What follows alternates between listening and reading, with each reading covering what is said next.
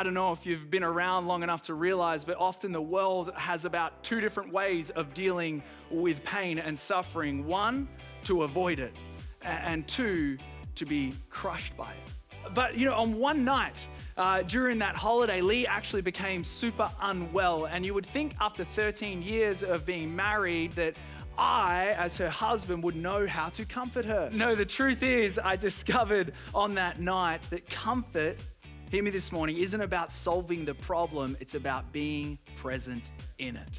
And that's exactly what Paul's getting at as we look to 2 Corinthians, that God doesn't just give us answers, he gives us himself. God doesn't just give us answers, he gives us himself, the God of all comfort. And then the powerful thing, I'm not sure if you noticed it in the scripture, is that he actually equips us to be that same kind of presence for others. The truth is, Christians aren't immune to suffering. In this world, you will have trouble. No one is exempt from suffering. Life hurts, but the point is that God, he doesn't waste our suffering. I don't want to minimize your pain either. I simply want you to understand that when surrendered to Jesus, our pain begins to find purpose. It deepens our appreciation of God's character. Paul writes this, if you study the scripture, he tells us it teaches us a dependence on him. As we said before, it actually identifies us with Jesus. You see, the truth is God's comfort is not always a quick fix. It's definitely not just denial. It's not just think positively. It's not distraction. God's comfort, like I said, is sometimes in people. Maybe it's a text, a phone call, a meal, or just someone sitting with you in silence. And sometimes God's comfort is simply in his promises. See, it's only at 3 a.m. in the evening when you feel totally alone and totally under attack that scriptures like, you will never leave me, nor forsake me, begin to find their life. God's presence is comfort because his presence never ends. So he doesn't just distract you from the pain, he actually shapes you in it.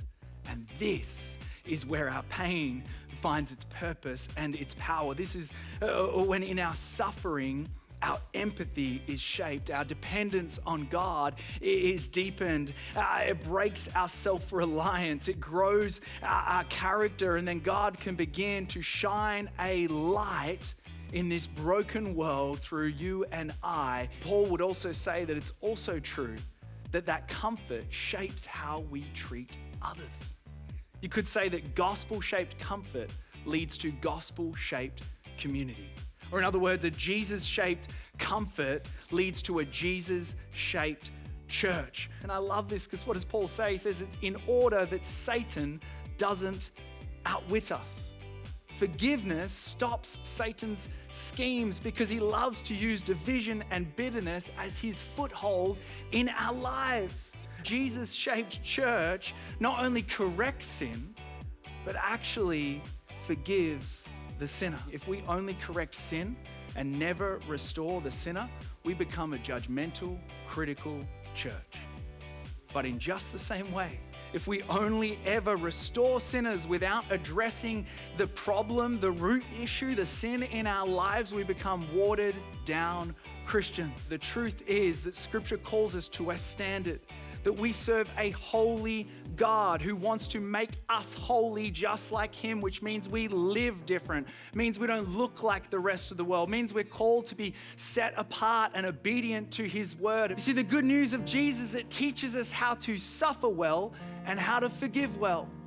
And both are countercultural to this world. The gospel calls for truth and for discipline and then gracious restoration and forgiveness. That's the community I want to be a part of. Here's my challenge.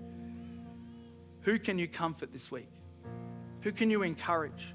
Who can you extend forgiveness to in your life in the same way that God has comforted and forgiven you? Maybe it's a text, maybe it's a coffee, maybe it's a prayer, or maybe it's just a tough but loving conversation. Can we take the challenge today to not just be people who receive God's hope and comfort, but walk out these doors and extending it with compassion that transforms our city?